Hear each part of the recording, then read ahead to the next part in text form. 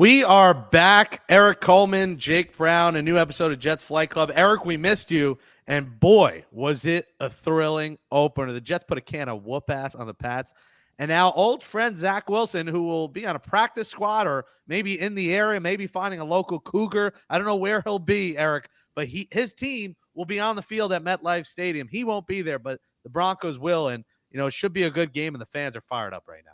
Absolutely. It's going to be a tough battle. Two great defenses going head to head. Really looking forward to this matchup, and hopefully the Jets can take it to the next level. I'm looking more forward to our guest today who will join us in a bit, and that's your former teammate. And you're going to want to hear this. This man is as honest, as candid as can be, Eric, talking about Eric Mangini, about those Jets playoff teams, some of the best years of my life growing up, watching you guys win football games. LC, nicknamed Trouble when he was a child because he was trouble, I guess, in school. But he was a problem. He was trouble on the field for defensive players. Laveranues Coles is going to join us. That plus a Jets-Broncos preview. It's coming up next on Jets Flight Club. Turn up your volume. Because you're about to listen to The Sick Podcast. Jets Fight Club. The sickest New York Jets podcast. It's gonna be sick. We're back, the Sick Podcast, Jets Flight Club. Jake Brown, former Jets safety, Eric Coleman. Smash that thumbs up if you're watching us on YouTube. Comment below how you're feeling about Jets Broncos this week, how you feel about the team. The Jets fever is in the air. It's not 102 degrees outside, but we all got that fever. We all got some form of that Rona of Jets fever right now. At Jake Brown Radio, at eColeman26. Joining us in a few minutes after we preview this game is one of my favorites, your old teammate, Laveranues Coles, number 87. Can't wait to chat with him, and you're going to want to stay tuned for that interview because he just tells it how it is, and we love guys who are honest, and he had a heck of a career, regarded, Eric, as a top 5 receiver, really. If you want to be mean, top 8 maybe, but somewhere around the top 5 in Jets history. Fun interview coming up. Absolutely. LC always keeps it real. He was a great teammate to play with. I would say he has the top 3 set of hands that I've ever seen in the NFL. Once that ball hit his mitts, he wasn't giving it up, man. Great player. He's doing great things now, and I look forward to chatting with him. You guys were in the Hofstra days, my alma mater. How are those dorms then? Because I stayed at Estabrook and C Square. Do any of these ring a bell? Where'd you stay? And did you go to Bogart's? I guess Wayne Corbett's bar at the time? Yep. Yeah, we used to hit Bogart's for us rookies. The whole summer leading up to training camp, we had to stay in the dorms. So we were in the dorms hanging out, going over the Bogart's, chilling. And those dorms were rough. When it came to training camp, it got so humid. We had to bring dehumidifiers into the dorm room. We had to bring our own mattress. You put down an order and have your own mattress. It was like being in a jail cell. But it definitely toughened us up as a team and brought us together. And I think that's why we had a lot of success when I played.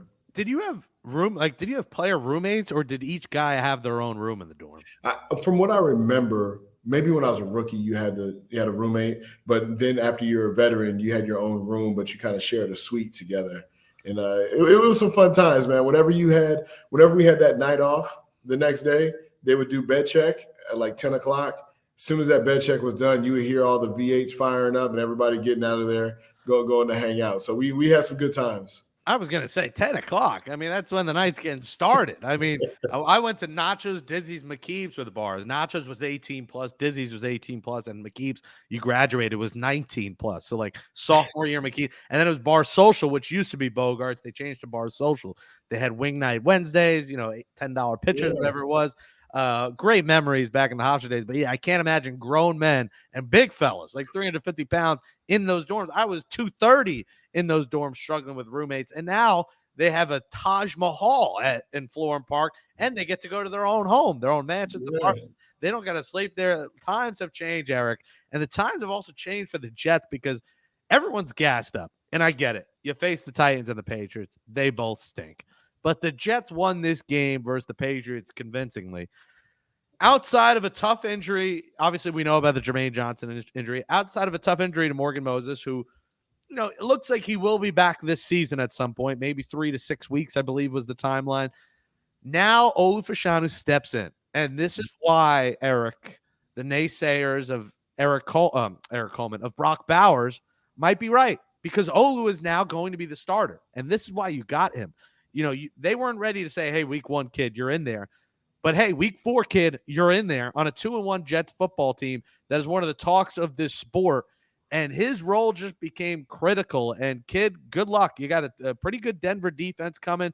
Then you go to London, Minnesota. Then you got a Pittsburgh team that's 3-0. You got Buffalo Monday Night Football. You got a tough schedule ahead. This kid's got some big shoes for, literally and figuratively, of a veteran to fill. And, I think he's ready for the challenge. I think this is why we're going to see why he was a top 10, top 15 pick. Yeah, I agree. And I think it's, somewhat of a luxury to be able to come into the league and watch 3 games, to see the speed of the game, to see, the ins and outs and nuances of how things are run.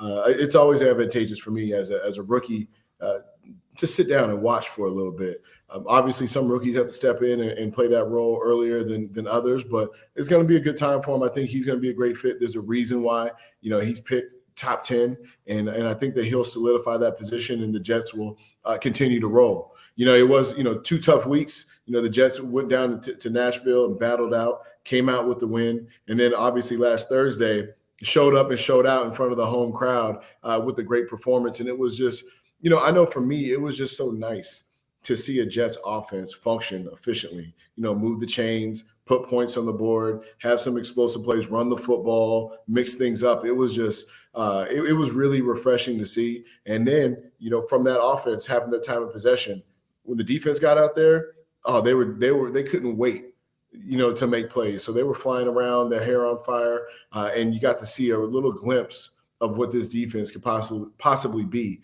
with some rest. I was crying in the club. I was emotional at MetLife Stadium. I mean, I was there. I was in the middle level watching. I was so fired up that it was a stress-free game. It was, hey, let's beat the traffic because the Jets are winning. Usually you're beating because the Jets are getting smacked in the ass. Instead, they were putting a can of whoop ass on Gerard Mayo's team. I can't say it was on Bill Belichick. I wish it was for all the dirt he's had on us, but it was on Mayo's team, and they dominated. And we saw what we've been waiting for: sacks on sacks on sacks on sacks. It's not racks on racks. There's no YG in this song. Nope. It's this new Jets defense, and it's WM. It's Will McDonald. It's Quinnen Williams. 7 sacks, and 2 of them came late, on May, who came in there, and poor kid just getting abused late in the game. But 7 sacks, and they put pressure. They took advantage early, and the key to this game, we would say, is take advantage early because they thrive on running and controlling the clock. Once Jacoby Brissett was forced to throw, that offensive line was in shambles, and the Jets took advantage. And like you said, on the offensive side of the ball, like smooth sailing down the field, a rough start, some penalties here and there, but Aaron Rodgers being able to run. I was scared when he got tackled out of bounds and fell to the turf again. I'm like, no, here we go again. Like, get to the ground. I mean, maybe he didn't see the defender, but I'm like, he's hurt. Got up, bounced back up. You saw a little 30-year-old, not 40-year-old Aaron Rodgers. So both sides of the ball, Eric, were very successful for this team outside of a shanked field goal by Greg the Leg Zuerlein. This was like an A- A+ performance from the Jets. Now, can they carry it over? The Denver Broncos are coming off a statement win on the road in Tampa against a really good Bucs team that made the playoffs. They made Baker Mayfield, look awful out there. Pretty solid team. They've played close all year, Eric. This is a team that's been in every game. 13-6 they lost at the Steelers, 26-20 to the Seahawks, and like I said, the win last week. So I don't think this is going to be a cakewalk. They got to be careful. I think Bo Nix is finding a little bit of a rhythm now after that slow start. This won't be an easy game, but I do think it is 100% a game the Jets have got to win.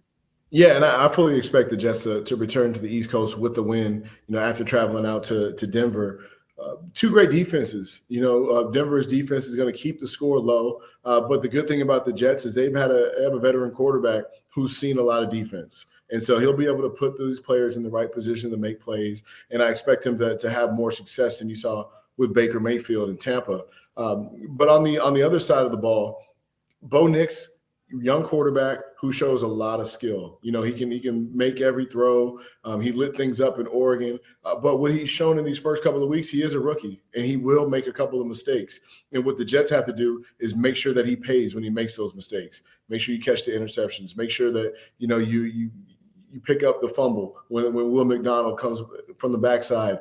Just take advantage of those mistakes. Get your offense the ball in plus field position. Get them those extra opportunities and put some points on the board. So I like the Jets in this one. The spread is a little larger than I would like in the NFL at this point in time, but I think the Jets can definitely come out with the win.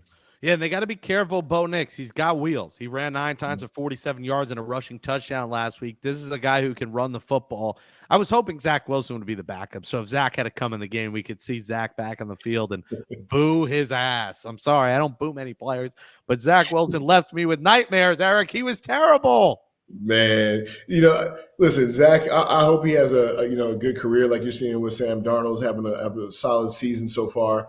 But, Zach was given a tough deck of cards. He's a young kid. Hopefully he can pick it up. But I know, Eric, I know the guys on defense especially were waiting to get a lick on Zach Wilson after putting him through hell for those last couple of years. He went from Jets starter to a third-string practice squad quarterback in Denver, who already has not too terrible. I'm not going to call Bo Nix terrible. He's a rookie. But they have a rookie and a bad backup. He's third string. So I think that shows you what other teams thought about him. No one really traded for him. He's a third-string quarterback. I know the rumors this week, Schefter saying Miami should give a call. Zach Wilson's not as good as Tyler Snoop Huntley. I think Huntley's going to get the opportunity. Skylar Thompson stinks. I can't play. I mean, the Jets are lucky here that Miami was inept and didn't get help at backup quarterback. Skylar Thompson is not a guy you can survive with over the course of a season. They need to get help because in some ways you feel bad for Miami. You're like, they have a pretty good roster, and now this is a team that's going to be completely doomed because they go from Tua to nobody. That it changed their whole season. But yeah, we'll see what Bo Nix has against this Jets defense. Our Flight Club favorites, our joint pick, Eric, I think would be the Jets to win. You're not confident in the spread. What I'm going to do for, my spread pick is I'm going to buy the point and say Jets minus 6.5. I think they should be able to win this game by a touchdown. I think it's going to be something like a 23-16 final.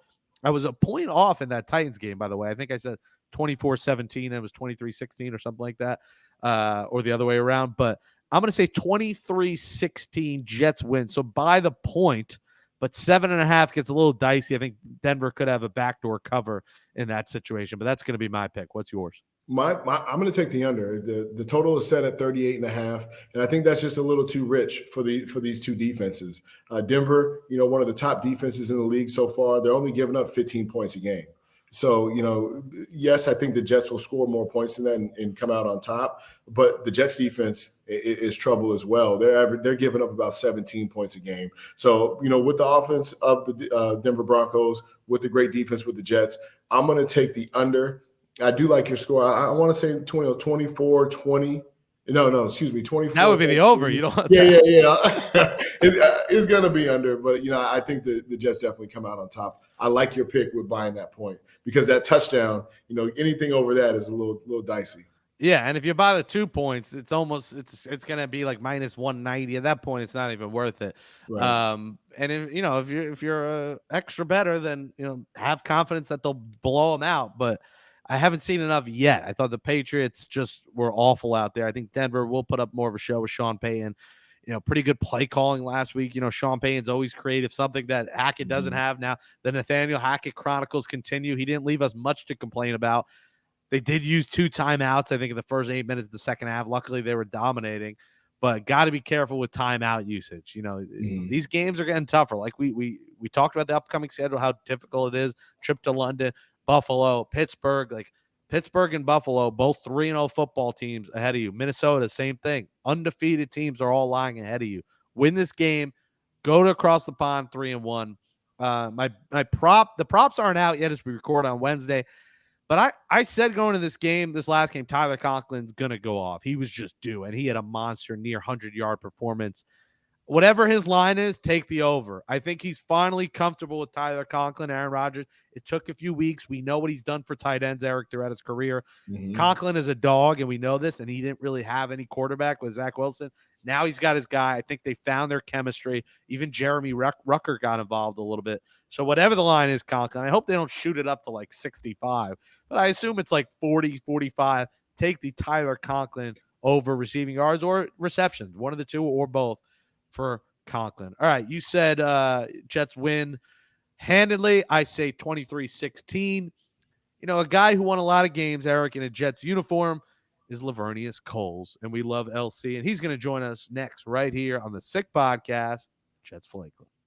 All right, we're back on Jets Flight Club. Jake Brown, Eric Coleman, joining us now on the podcast as a former Jets wide receiver. One of my favorite players of all time. Yes, I have his number 87 jersey, although I have his old teammate, Dustin Keller on right now. He played 7 seasons as well as a cup of coffee in his 8th and final season for Gang Green in an 11-year career in the NFL from 2000 through 2010. A national champion at Florida State in 99, a third-round pick in 2000, a Pro Bowler for the Washington team. I guess I can't say their old team name in 2003, finishing his career with 8,600-plus yards, 674 catches, 49 touchdowns. A winner. He made the playoffs 4 times with the Jets, being part of 6 winning teams. Imagine that, 6 winning teams over a 10-year span. He's the pride of Jacksonville, Florida. He was a dog out there, never missing games, missing just 7 in his whole career. Number 87 on the field, number 1 in our hearts. Let's give a warm Jets Flight Club welcome to LC Laveranues Coles. Let's give him a round of applause. Appreciate that. Never heard it so well. Listen, I'll MC your bar mitzvah. You know, any party you have, I'll set you up with a megaphone and walk you into the building. You're with your old teammate, Eric Coleman, here as well. Thanks for coming on, especially now with Jets fever in the air, Laveranues. Do you got the fever? You know, it used to be COVID, a fever. You might have to get checked for COVID. But do you have Jets fever? Because I'm in New Jersey right now, the tri-state area, and everyone's got their Jets gear on, and everyone is fired up for Sunday against the Broncos. I mean, you love the excitement, but again, I always tell people, just hang in there for a second. We was this way last year before the season started, and then at 4 plays in, then, you know, the Jets are the same old Jets. But right now, we're coming up to the meat and potatoes of the season. We looked at the schedule prior to the season, and I said that these were games that they could possibly win. But after looking at how they're playing right now, which you got the Broncos coming up, then you got Minnesota coming up, then you got Buffalo. I just say let's pause for the cause for a minute and see how things go over the next 3 to 4 weeks before we start, you know, toasting that we back in this thing. Yeah, LC. Now, you know, you came in with one of the best draft classes in Jets history with Chad Pennington, John Abraham, Anthony Beck. Who else am I missing? Sean Ellis, big cat. Yeah, so it was one of the best draft classes ever for the New York Jets.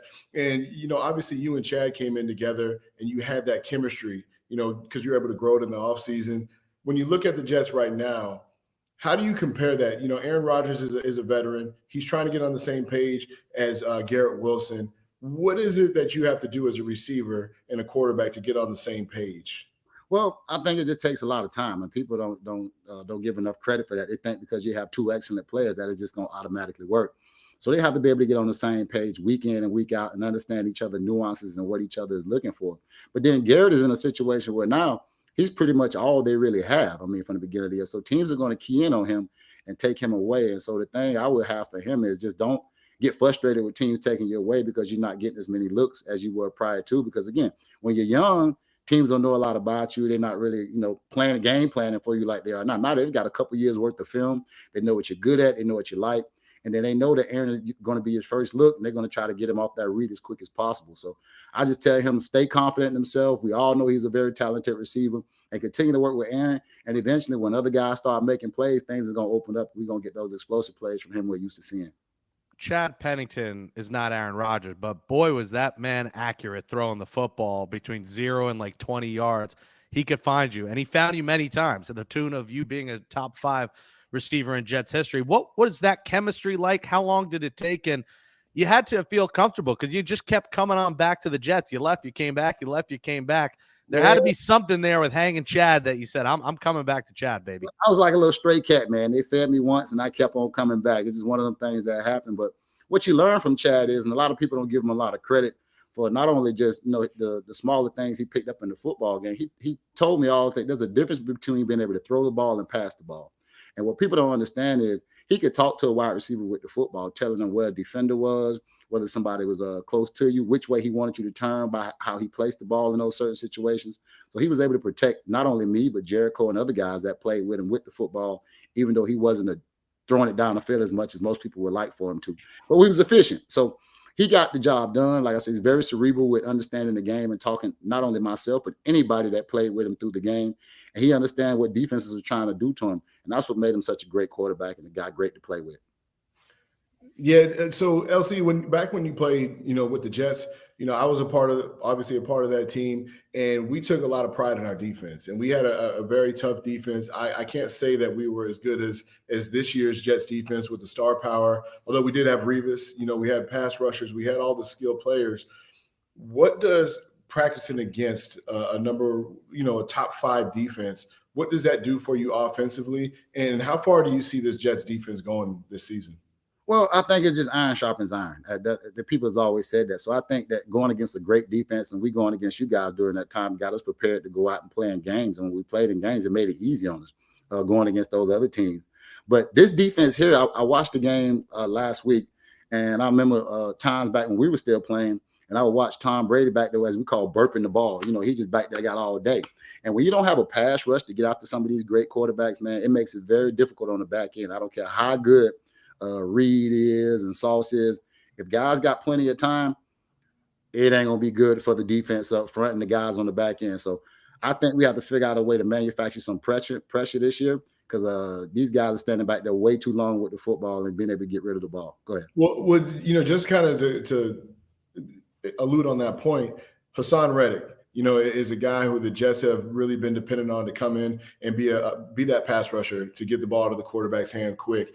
Have you ever held out? If not, have you had a teammate that held out? What is it like to go through that process as far as the holdout? Because obviously me, I never held out. I was just I was taking what they given me, but you obviously been in a different situation. What is it like, for your teammates or you going through that? I think everybody handles the business side of it differently, and I can't tell anybody how to do it. Like Revis didn't show up for a whole camp, but we knew when he came in, he was going to have to help us. I mean, he's a first-round pick. You have guys that deal with me. I had my gripes behind closed doors. I would go in the office and say, hey, man, what's going on? We need to get something taken care of. I never wanted the public to know what was going on with me and my business dealing. In this situation, I think it's kind of one of those double-edged swords where you knew what you was getting yourself into when Philly let him leave. The guy wants his money. He's like, look, I've been very productive over the last couple of years. I'm one of the top pass rushers in the league, and as well as help stop the run. I want my pay to reflect what I'm due. And I think the Jets understood it, and maybe there's some miscommunication somewhere, but both sides dug in, which ain't good for nobody in that locker room, because you can only work with the guys that are there. But it's also affecting them drastically right now with no pass rush, especially with your other guy going down. I forget his name, the young guy out of Florida State. Jermaine Johnson, which was making big strides and becoming one of the best pass rushers. Now, like I said, getting into the meat and potatoes of your season, you need to be able to pressure the quarterback. If you can't, that don't bode well for you. Your defense is going to be out there longer, which means your offense is on the sideline getting cold, and it just doesn't work well with anybody in this passing league today. So I just hope they figure out a way. I think his strategy is, you know what? Y'all dug in. I dug in. I'm going to wait until week 10 because he doesn't want this thing to happen where he has to come back next year under the same contract where he can get out of it at the end of the year. Of course, he's not going to get the lucrative deal that he was looking for because now he's 30 years old. I don't know why that number is so magical upstairs in the locker room in the front office, but it's just something these owners and these general managers, they be like, well, he hit 30, he's done. So they don't want to pay you no more unless you're a quarterback. It's just a bad situation for both sides. It looks bad for both sides. I mean, neither one of them handled it properly, in my opinion. And the only people right now being affected are the fans and the guys in that locker room that are dependent on this guy to come in and help them win football games. Laveranues, he's given up over I can't even finish the sentence. It hurts for me to say it. He's given up $9 million by just not showing. Could you imagine Laveranues missing a training camp, missing games, and saying, here, I'm going to write Roger Goodell or whoever collects the damn check or wherever it goes, $9 million, and then come back at some point. You're probably making half of that, and then if you get hurt, say you have a season-ending injury, you miss next year, and then you just lost 2 years of pay. It blows my mind. But it doesn't, because you got to look at the money that they're making now compared to what we're making back in the day. These guys are making my salary in a year. That I make my whole career. They're making that in 1 year. So for them to lose $9 million, that's basically like them losing $5,000. They're not tripping off of it. They're like, whatever. I was due $20 million this year. Okay, I lose $9 million. I was gonna pay half of that in taxes anyway. So now I get a write-off. You got to look at it from a business standpoint. Now I'm not on the field. I'm not putting no wear and tear on my body. And now I get opportunity to come back next year and get a bunch more guaranteed money. So like I said, you got to look at it from both sides. He's like, okay, I ain't taking a chance on getting hurt or nothing happening. That could be me with my Achilles had I came back and not got paid.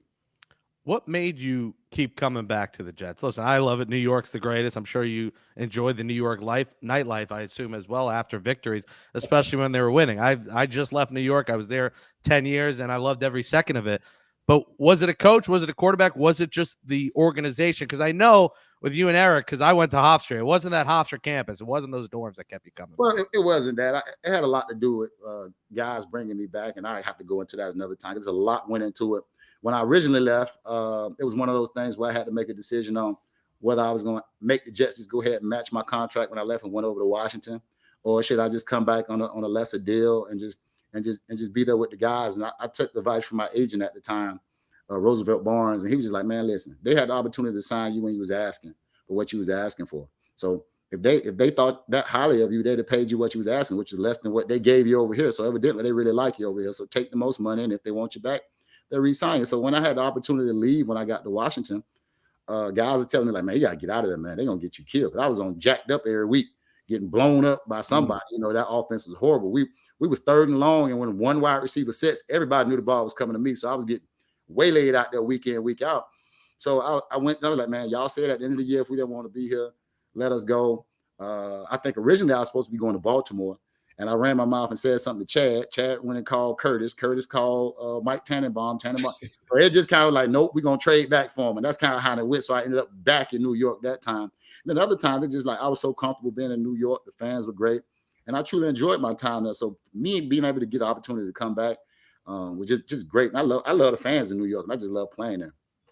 Yeah, LC, when you played in New York, you obviously had a lot of success, had a lot of winning seasons, and there was a certain culture that came along with the team. You know, since both of us have retired, it's been tough sledding for the Jets. What do you think has changed about the culture of the team that has led them to not make the playoffs in such a long time? And do you see it changing for the positive right now? I don't see it changing. And I was talking with a good friend of mine who I consider like a big brother, Fred Taylor, not too long ago. And we had a discussion about how locker rooms culture has changed over the years because a lot of the veterans are not in the locker room anymore. And regardless of how much money you made, there was a hierarchy when you walked into that locker room.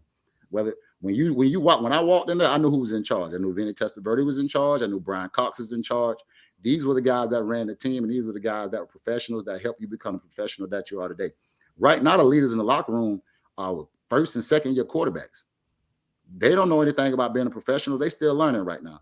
So that number one tells you that the coach in the locker room has already been flipped because the older guys always had the leadership role in the locker room and telling guys what to do and how to be a professional. So until they get that change, I don't think it's going to get any better. And then you don't have to go through nothing. Half the stuff we went through in training camp under Eric Mangini training camp prepared you not only to be a man, but it also brought you closer together as a team because you went through something together. Until they get that back in the game, I don't think it's going to get any better culture-wise in the locker room. Yeah, I agree with that. With the training camp not going through anything, man. Those days of bringing your own dehumidifier into the dorm rooms, bringing your own mattress. We went through a lot of tough times going through training camp, and it did bring us together. But just another thing, I agree with what you said about the veteran and knowing who's in charge. I remember walking into the locker room, and when I was a rookie, and it's like, all right, Sam Coward. Yeah, he runs the show. I got to answer to him. There's John Ellis. There's Curtis Martin, Wayne Corbett on the offense, Kevin Mawai. And it was like, as a player, if I'm going to be playing on this field, I got to be accountable for my actions. I got to make sure I study because everybody here is counting on me. Yes. And I agree that you lose a lot of that leadership by not having those veterans. We had guys with kids. We had guys with, families and everything when you walked into the locker room. So it was a different respect for the game. So I agree with that. Can you each give an example? You mentioned the Mangini. What you said? Oh, I want to hear like what the heck happened in Mangini training camp. Eric Mangini is a good person, and I could tell him this, and I would say the same thing to him, even when I talk to him, because people don't know this. He flew down to my home here in Jacksonville when I was playing ball to talk to me because I wouldn't speak to him when we played. I always picked on him in the locker room, and Eric, you probably never paid attention to it, but I would not talk to him. He would come up and say anything to me. I was under the mindset, I have to do what you tell me to do, but I do not have to communicate with you. I did not like him. And I'm one of them people where if I could see through you, I knew that he was not being himself. He was trying to be someone else when he was dealing with us. And I didn't like that. I understood and respected his position as my coach. But as a player, I'm like, bro, I'm not dealing with you. So he came down, we spoke, we got a better understanding of each other. And I just didn't like the way he ran things. He ran us into the ground. Probably him alone probably took about 5 years off of my career. Just the way he handled us in camp. I remember one time in camp, we were so dog tired. We was in the locker room and you guys was telling me, it's like, man, we tired, man. We ain't wearing no pads out there today. LC, go up there and tell him. I went up there, like, man, guys don't want to wear no pads. He's like, well, they gonna y'all wearing pads. I came downstairs. They're like, bump that. If we go out there without them on, ain't much what he gonna do. We went out there with pads. He started practice. But I don't know how many periods we got into it. He blew the whistle and sent us back in, put them pads on, started it back over. He was one of those people, he did not allow us to be men. He wanted to control every aspect of everything we was doing in that locker room for him. You can't wear a hat. You can't do this. You always have. I felt like I was a kid again up under him. He didn't allow us to be men, and it rubbed a lot of people the wrong way. You can't do that when you're walking into a locker room with guys that have been doing it their way for 5-6 years and that are veterans in this game being productive. Because, again, we ain't 18, 19-year-olds. You got some men that's in that locker room 22, 23, 28, 29. And even when I was a rookie, we had guys that had been in the league 15, 16, 17 years that was veteran. So he just rubbed people the wrong way. He was now when he talking about football IQ, probably one of the smartest coaches I ever played for. And I learned more football from that man in 1 year than I probably learned from any other coach over my whole career. But as far as a personal wise, didn't like him. Yeah, I mean, LC, I obviously agree with everything you said, and not the dog pile on him, but I just got to tell a quick story about training camp. And LC, you were in this story.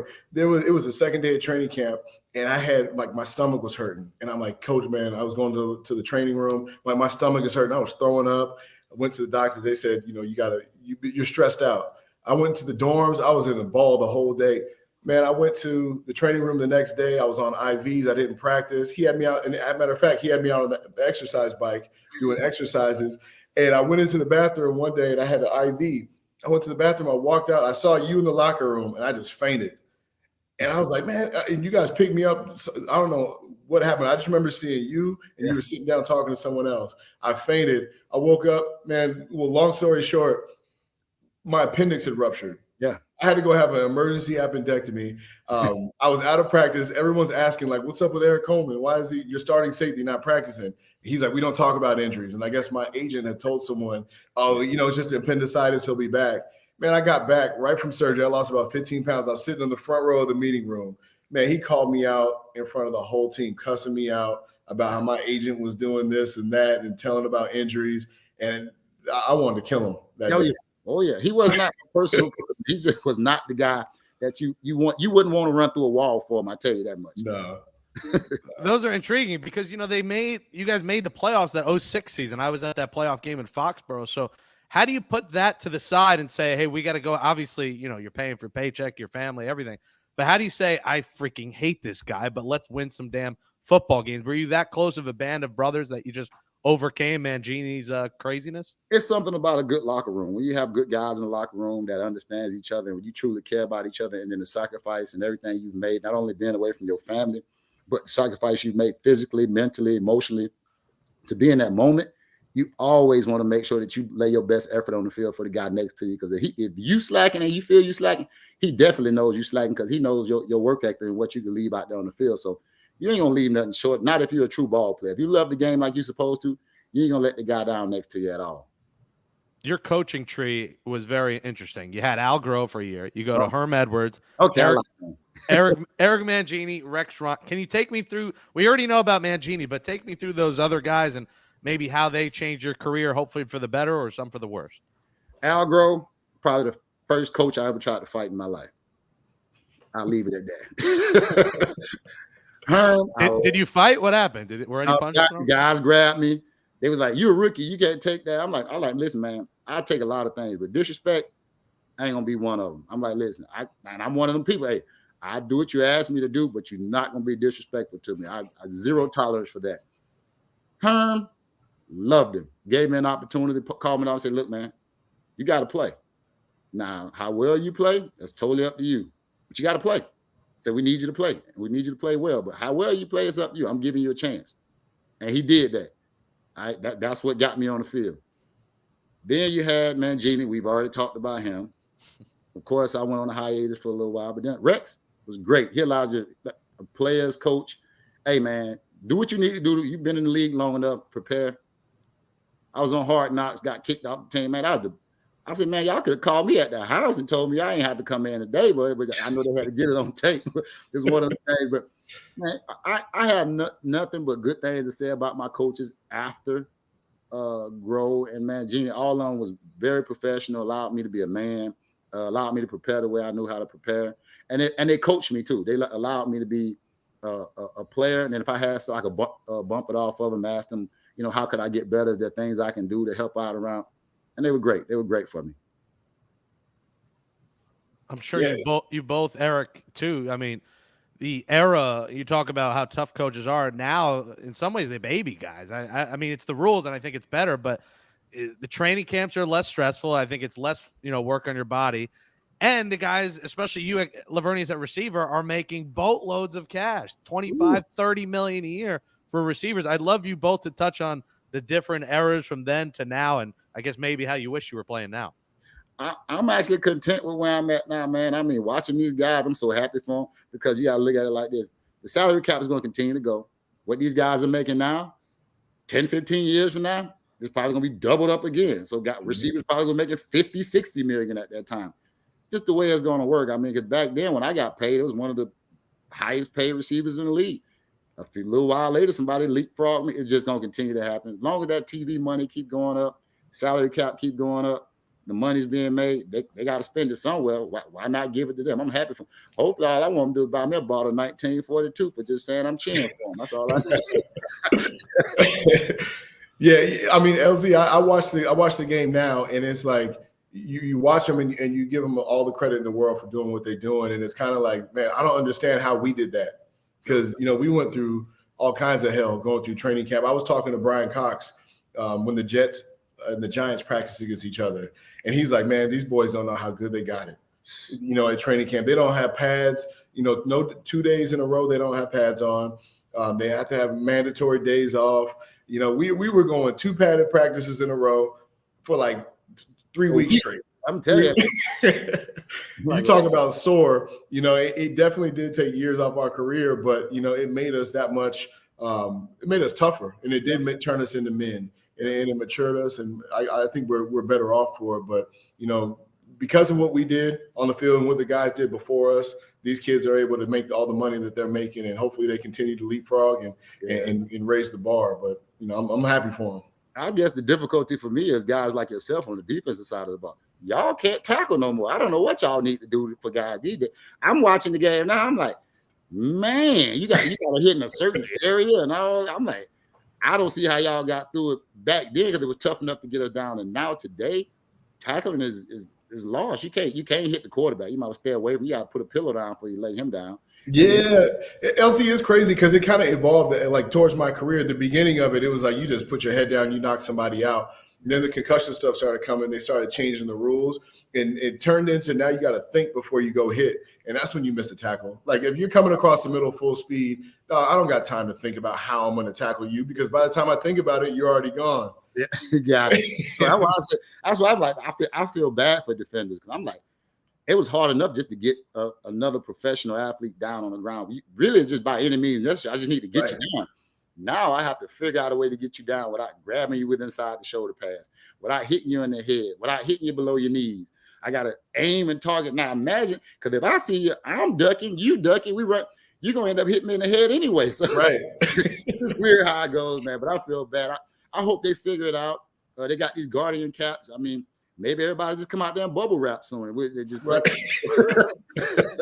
Bubble Boy in the NFL, a new movie. Following up on that, I mean, you missed almost no time. 7 games essentially over a decade career. What was the key to that? And I got to imagine there were weeks you did play banged up or you did recover from injury quickly. Can you take us through that? A lot of it was just injections, man. I ain't gonna lie to you. You got them Toradol shots. You got a lot of toughness. You spend a lot of time in the training room, hyperbaric chambers, trying to get yourself prepared, ready to get back out there the next week. And then I heard somebody say this early in my career, your best ability is your availability. My opportunity came with somebody not being able to play. So I want to make sure that if I could get up and walk and get out there, I was going to try to make sure I was on the field because I didn't want to lose my job. My job meant everything to me, and I didn't want to leave me like that. So a lot of guys got that mentality. I mean, like, man, look, ain't finna be no next man up with me because I'm not going down. I'm staying out here. So hopefully, these guys develop that mentality so they can stay in the league longer. But I tell people all the time, it's one of the craziest things that you never think about. The draft is every year. And no matter what, those top 4 rounds, those guys have jobs. So that means for those guys to come in, somebody has to leave. Somebody's not working. So appreciate and value your opportunity and the job that you have because, again, there's somebody on the back end waiting to take it from you. Was that same old Jets mantra not there when you played because you guys were winning? Because since you've been gone, the team has not made the playoffs. So the longest drought in sports, 14 years without a playoff appearance. Like, has it changed because of the losing, or was there dysfunction when you were there as well, outside of Eric Mangini? I think it has a lot to do with just, again, go back to the culture of the locker room. You lost a lot of what you had in there with the turnover, the bringing in of these younger quarterbacks. Rex brought a lot of that good stuff back in when he came there towards the end. But after Rex, there really hasn't been a lot of success. They went and got some coaches. I remember the next coach I think they got was out of Miami. I don't know what they bought him in for. What was his name again? Oh, Adam Gase. Adam Gase or something like that. I don't know. I mean, when he did his introduction interview, I was like, they're in trouble. as soon as his eyes were like all over the place. And I said he ain't gonna make it up there in New York. And then after that, I just think that started the trickle down effect where you got them drafting guys that probably don't belong in that locker room, don't fit the scheme, don't fit the culture. And remember, it takes you a while once they invest in these guys in the first round for them to get them out of there. Because after they pay them their money, they there for at least 3-4 years. They're not going nowhere. So again, you have to get all of that stuff out of there before you can start building it back up. They've started going in the right direction with these recent draft picks, as you can see. And again, it just takes time with anything. And then free agency right now, the way these guys are doing it, it's going to be hard for anybody to keep anybody long. Because right now, with the salary cap where it is, you got to think. So you got Sauce going to be coming up soon. He got to get paid. You got Garrett. He going to have to get paid. And I mean, Brees going to have, running backs, they not doing them right. I don't know what it is about running backs right now. But these guys are going to get, them two alone probably going to take up a quarterback salary of the salary cap.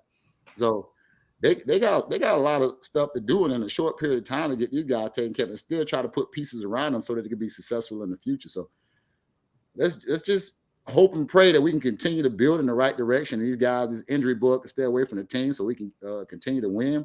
And then if that happens, then we'll be able to keep some of these guys. But if they're not winning and these guys are coming up on contracts, they probably not going to pay them. All right, last one. We'll let you go. Do the Jets win Sunday? And what do you feel the rest of the season? Is this a playoff team or is it too early to tell? I'm one of those people, like I said, I'm going to look at the next 3 games because I don't want to get too far ahead of myself when it comes to just saying, well, they're going to make the playoffs or how many games they're going to win. Because like I said, prior to the season, I looked at the schedule and I looked at it and thought they could possibly win 11 to 12 games. Now the season has started, I've started looking at some of these teams, the way they're playing. You got Buffalo twice, like I said, then you got Arizona coming up. You still got the Dolphins, always a tough game down there. Probably a little bit better for us up at home. Like I said, you got Arizona, Minnesota.